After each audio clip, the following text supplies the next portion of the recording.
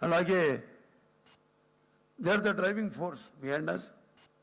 And ఎంతోమంది ఈ ఆసుపత్రిని చెప్పాను దాతలు ముందుకు వచ్చి they are also driving force. And మన తెలుగు రాష్ట్రాల యొక్క ముఖ్యమంత్రులు అయితేనేమి, లేకపోతే public and private sector industries అయితేనేమి, లేకపోతే మా బ్యాంకర్స్ అయితేనేమి, పాత్రికేయులు అయితేనేమి, అందరూ కూడా ఈ సందర్భంగా నా కృతజ్ఞతలు తెలియజేసుకుంటూ, అలాగే ముందు ఇలాగే ఎవరైతే మన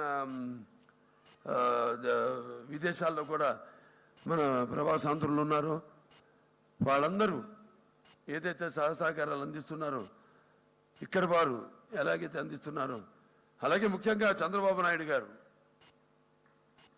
ఆయన ఆనాడు 1988లో ఈ ఆసుపత్రి మొదలుపెట్టారు. అప్పుడు నాన్నగారు ఈ నుడి దత్తాత్రేయ గారు చెప్పారు చరిత్ర అంతా. మరి తర్వాత 10 సంవత్సరాలు పట్టింది. ఆర్థిక ఇబ్బందులు, ప్రభుత్వం మారడం, వాడు పెట్టిన ఇబ్బందులు, అవన్నీ తర్వాత చంద్రబాబు నాయుడు గారు ముఖ్యమంత్రి అయిన తర్వాత మరి టాటా షోరబ్జీ మెమోరియల్ నుంచి 7.5 కోట్లు నిధులు తీసుకురావడం, ఎంపీ ల్యాడ్స్ సమకూర్చడం, వాటితో ఈ ఆసుపత్రిని పూర్తి చేయడం. అలాగే అప్పుడే 2000లో బ్రయాకు మొదటి లీనియర్ యాక్సిలేటర్ కొనడానికి ఆ రోజు అధ్యక్షురాలు శ్రీమతి పోలవరపు తులసి గారు ఉన్నప్పుడు 6 కోట్ల రూపాయలు ఆసుపత్రికి అందజేయడం జరిగింది. అలాగే చేస్తున్నాం.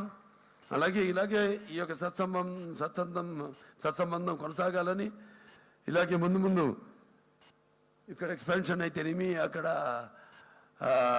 తుళ్ళూరులో కడుతున్న ఈ కొత్త ఆసుపత్రిని అయితేనేమి అనుకున్నట్టుగానే పూర్తవుతాయి నాకు అందరి సహాయ సహకారాలతో అన్న ఒక విశ్వాసం అనే దానికంటే కూడా అయ్యి తీరుతుంది అని ఘంటాపథంగా చెప్తూ, మరొకసారి ఈ యొక్క ఆసుపత్రి కోసం అహర్నిశలు కృషి చేసిన ఆసుపత్రి ఇన్సెప్షన్ నుంచి కూడా కల్పన గారు ఉన్నారు, ఇక్కడ సుశీల్ గారు ఉన్నారు, పెథాలజీ హెచ్ఓడి, అలాగే 20-25 సంవత్సరాలు దాటిన వాళ్ళు ఉన్నారు. సిబ్బంది కేవలం డాక్టర్లే కాదు, హెచ్ఓడీలే కాదు, కన్సల్టెంట్లే కాదు, అలాగే ఇక్కడ సిబ్బంది, అలాగే మెడికల్, నాన్ మెడికల్, పారామెడికల్, అలాగే నర్సింగ్ స్టాఫ్ అందరూ కూడా ఈ సందర్భంగా నా అభినందనలు తెలియజేసుకుంటున్నాను, శుభాకాంక్షలు తెలియజేసుకుంటున్నాను. మరి ఆనాడు డిఎన్ఎం కోర్సులు ఆ రోజు నర్సింగ్ డాక్టర్లు వాళ్ళ బాధ్యత వాళ్ళు నిర్వహిస్తే the back bone of the hospital is the nursing department. మరి ఆనాడు ముందు చూపుతోనే ఆ కొరత వస్తుందని ముందు చూపుతోనే ఆనాడు మరి 2003లో కాలేజ్ ఆఫ్ నర్సింగ్, 2006లో స్కూల్ ఆఫ్ నర్సింగ్ ప్రారంభించడం జరిగింది. అలాగే ఆ తర్వాత డిఎన్ఎం కోర్సులు, సో అదే మెడికల్ ఆన్కాలజీ కావచ్చు, సో రేడియేషన్ ఆన్కాలజీ కావచ్చు, రేడియోథెరపీ కావచ్చు, రేడియేషన్ కావచ్చు, న్యూక్లియర్ మెడిసిన్ కావచ్చు, పెథాలజీ కావచ్చు, పాలియేటివ్ కేర్ కావచ్చు, ఇవన్నీ కూడా డిఎన్ఎం కోర్సెస్ అకాడమిక్స్ మనం నడపగలుగుతున్నాం. సో ఇలాగా దేశంలోనే సింగులర్ స్పెషాలిటీ క్యాన్సర్ హాస్పిటల్లో మనం మొదటి 5 ఆసుపత్రుల్లో ఉన్నాము.